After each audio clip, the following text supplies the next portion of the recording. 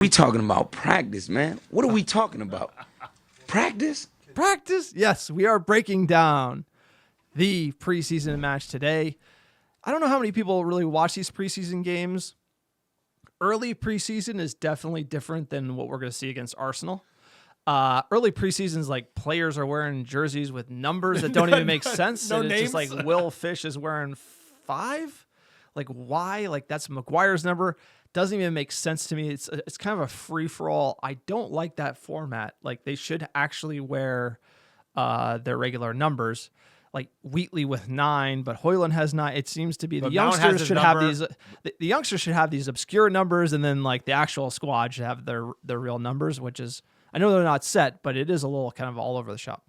I've never seen that before, even in a preseason game. No, it's first time. Because they usually have the name, so people go and then buy the jersey. But who knows?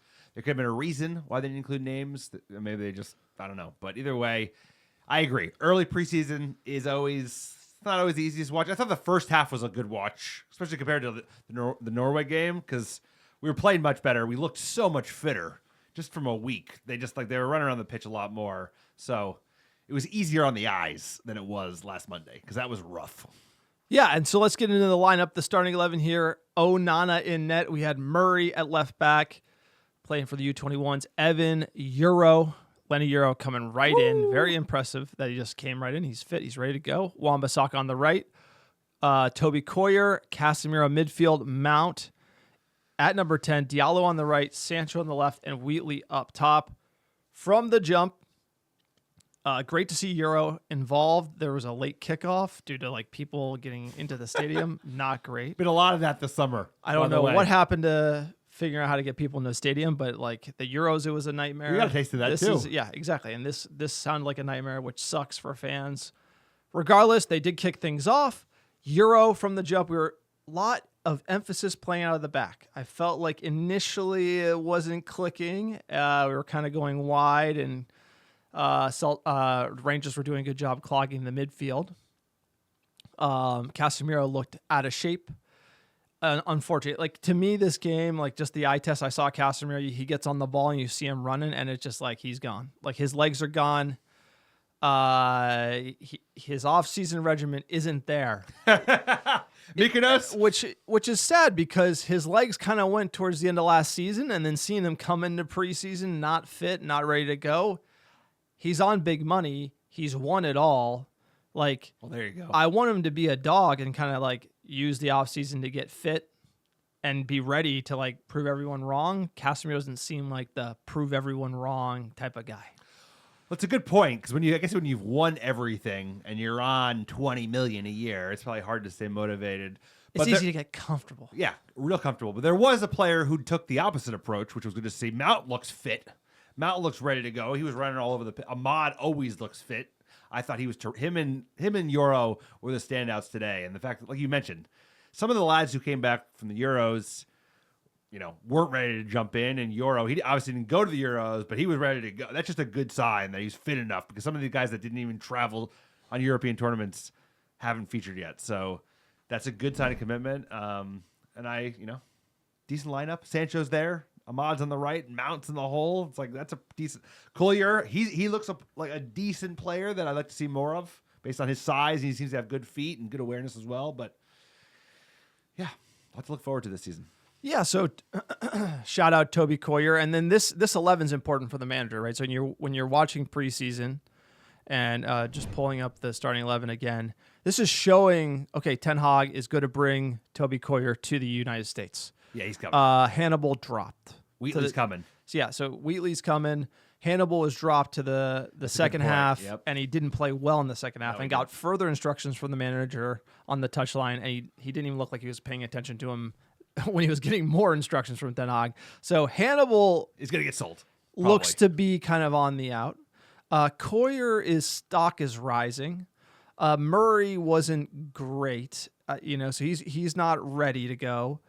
Sancho, there was something there. I felt like there's a player there not liked by a lot of United fans. He doesn't look like he's in shape, but he has a touch, and he was able to play the overlap very well on the left. And he has this ability to kind of drift to other sides and areas of the pitch and get involved in link-up play. He's very good in final third link-up. As far as like character issues, lots of them. We talked But about it. he has the skill, and if he was fit and he was chomping at the bit, there's a player there, right? Mason Mount looked like he was putting in a shift, and Diallo is on another level. I mean, this is just a player with pace that you saw him beat a man on the touchline minute 3 of the game. Going left, going right, 2-footed, and he has that shot he can hit. So really great to see United clicking. We looked like a proper football team, dominating the ball, taking it to the opposition. But I really have to shout out Lenny Euro because this guy looks like ice cold. I mean, there's a certain type of character that steps onto the pitch, and it's almost like he was on the pitch asking more of the players around him. He looked like, this is it, guys. Come on. Like, I'm going to take the ball forward. Hey, I need you to make that run. He was already dictating play and telling players where he needed them and kind of looking around like, come on, guys, like, let's go. Like, he was the general already at the back. Johnny Evans passing it to him so that he could advance the play. He's 18 years old. I know we're talking about practice, but man, it's a vibe that you get from a player, just like the same vibe you get from like a Ruud Van Nistelrooy on the touchline. He just carries himself in a way. You look good, by the way. You look good on the sideline. I think we might see that in the future. I'm calling that. I'm telling you. We'll get into the X-Files theories later, but man, Euro, I'm very impressed with him on his debut. No, the future is youth, and it's a good point. It's like Euro, there was a moment, I think it was like the 20th minute, we conceded a corner, and he was yelling at his teammates. One who is like 36, one almost won everything. One who's like 29, his goalie played in the Champions League final a year ago. And that is the type of mentality. There's a reason his reputation preceded him. There's a reason that like I heard about Lenny Euro when he was 16 fucking years old, and he came in and he's got that mustache, so it's kind of like a little bit goofy, but he's a natural football player. He is good on the ball. He's a great passer. He has awareness. He's good in the air. He has to gain some weight. Like, he clearly needs to beef up a little bit because the Premier League is going to be no joke, like playing against, Ollie Watkins and Holland and all. It's like, so he's going to have to bulk up a little bit, but the youth is what's so exciting. And Amad Diallo, like you said, bro, Amad Diallo is always fit. And like, clearly, like he was training all summer long because he looked so confident today on his left, on his right, beating players. He almost scored 2 other goals. He almost had 2 assists. Like, he was the best player by a mile. So that's what's exciting. And then maybe that's why they're like, Ineos gets it. They're like, we need to push out Anthony so he doesn't start ahead of this guy, because Amad is it. Amad is a player, and Amad could cement himself as a starter, I think, by like December of this year if he stays fit. Ineos is well aware that Anthony was playing horrible and the manager would not stop playing him, and then Amad is very good. So maybe loaning Anthony is the move. Maybe it's brilliant, actually. Real quick, let's just listen into Amad's goal here in the 38th minute. Take advantage. Ahmad opens up for Ahmad to have a go. Opens the scoring for Manchester United. Opens their a whole host of problems. I mean, he just glides on the pitch here. And then in the second half, full swap from Ten Hag. Hannibal came on. Lots of youngsters came on the pitch here. Will Fish, not even going to pronounce Oyedele in the midfield. Hannibal, it didn't look good for him. Unfortunately, his stock is dropping. Yeah, it's a shame. It's a real Habib, shame. Honorable Goodie. mention there. Samuel Mather, Bennett. Hugo had a great strike. Amos, decent. Nothing to really highlight in the second half other than this Joe Hugo banger, which will get you the audio real quick. What a strike. What a run. He's going to try and feed this through. It's brilliant for Hugo. What an effort that is off the other side of the crossbar. It's an extra set from Hugo. Off the underside of the bar bar, down which from I'm pretty Hugo sure he didn't and mean to Nestroy do. on looking. What he did He is do trying to was hit come it to the through. US of A. What do you say? You bring in Hugo? I think after that goal, yeah. I think before that, actually you might bring him anyway because Højlund's not back and Xerxes not back because they were both in the Euros. And otherwise you got Ethan, so you probably need 2 strikers. But Hugo's one of those players, kind of like McNeil was, where we were hearing about him for so long as the next big thing, right? McNeil came from City. Hugo put up, I think, big numbers at Sunderland as an academy lad. And then they never quite broke through, and I've never seen a finish as good as that from Hugo. from him. So that's And a great run. and a nice pass to him as well. So I would bring him. I think he's one of those players that, like, I don't know this contract eats, but if you can loan him to a championship side, so we can get some real minutes and maybe score some goals against some high physicality. Dude, he's got the size. That neck beard needs work, but like he has the size, and if he could finish like that, that's a good start. But he needs a way more minutes than he'll ever get at Manchester United first team right now this season. All right, just dipping our toes into the stat sheet here. United with 10 shots, Rangers with 10, United 3 on target to their 5. We did have 58% of the ball to their 42%. Obviously, little mashed potatoes on the stat sheet because you have that full 11 of youngsters coming in behind. But given those are the stats, those are the highlights, it ended 2-0. Who was your man of the match for Manchester United at the Murrayfield Stadium in Scotland? I mean, for me, it has to be Amad Diallo because he was just so electric. He was involved in everything really positive we did on the offensive side of the pitch. Like I say, he scored a goal, almost had another, probably deserved at least one more assist between the Sancho chance and the Wheatley chance. So really excited for him. He's one of those where this cements, like, give the man a new contract, right? He's out of contract soon. Obviously, he's going to feature in the squad next year, but that was like great to see because it's it always takes a while for the squad to get up to fitness. So there's certain players that kind of shine earlier in preseason. It's good to see him come out of the gates shining and be like, yo, I'm ready to go. Erik ten Hag, I'm ready to go. Like, make room for me. No, great point, sir. And ultimately, my man of the match, it's Lenny. I mean, for him to come in to Manchester United, this club, sign the thing, and then literally start 2 days later and then just like run the show is incredible. Ahmad's signed 4 years ago. No, that's fair. Been on loan, doing all this. He's coming good, right? But for a player to be an instant upgrade at a certain level and be that young with that price tag on his shoulders, and he's just like balling.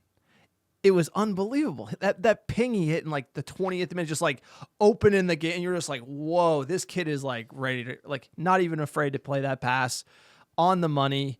And he's just setting the tone. And like Manchester United need players like that to come and like set the tone. Like they're ready to go. Like they're not worried about being nervous. They're not worried. They're like, let's go win. And it's a good point too, because it's like we've always bought players for the future. We bought these young kid, Ahmad. He was like the next hot thing, but it took 4 years to develop. Now he's ready to go. £50 million for him, but he came in ready to go today. Like he is ready to start in the EPL today. Is going to be transition, right? Because it's obviously the season is going to be more physical and more intense, but like the quality of signing that he looks to be is of the top rate nature, top rate. So we bought a lot of players in the past that were going to be the next big thing, but to have him come in and contribute that quickly, very exciting stuff. Ineos recruitment looking so far so good. Let's keep it up. All right, let's check in with the main man, the manager. What do you have to say about this performance? Preseason is friendlies, and I want to win every game, so I was very disappointed on Monday, but especially with the performance, and that is even more important in preseason, that the performance, and you want to grow, and that is what we have seen today. In comparison with Monday, low standard, today was much better, especially in prospect of the aggressiveness. Was much better. We were much more on the front foot, and there was a team, both halves. So yeah, it was enjoyable to watch.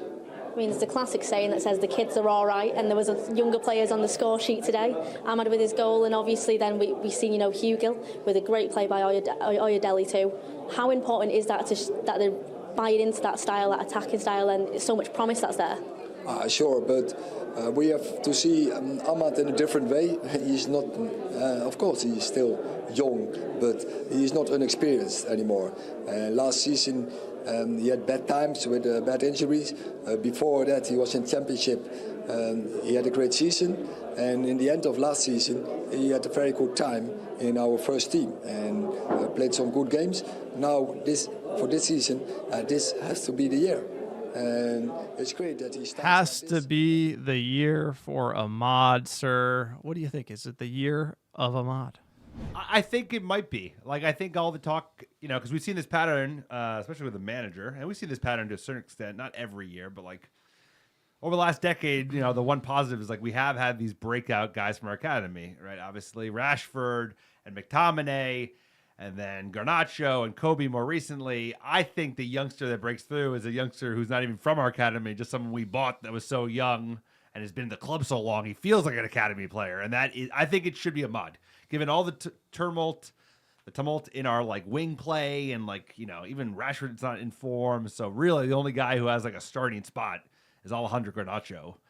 Every other spot is up for grabs. Sancho maybe on the way out. Anthony maybe on the way out. Like, why not? He's ready to go. He could play in the EPL. He could play in the EPL even though he's such a little guy. So I also liked how, like, I think he is. I'm hopeful Erik ten Hag's ready to go because he's still raking him through the coals from Monday, and I kind of like that because he's like, they put it in a really small box, and that's the box he should be focused on. And the standards weren't good enough. So it looked much better, and I'm sure they ran their ass off all week up at Manchester at Carrington. I think that's how Ten Hag likes it, sir. But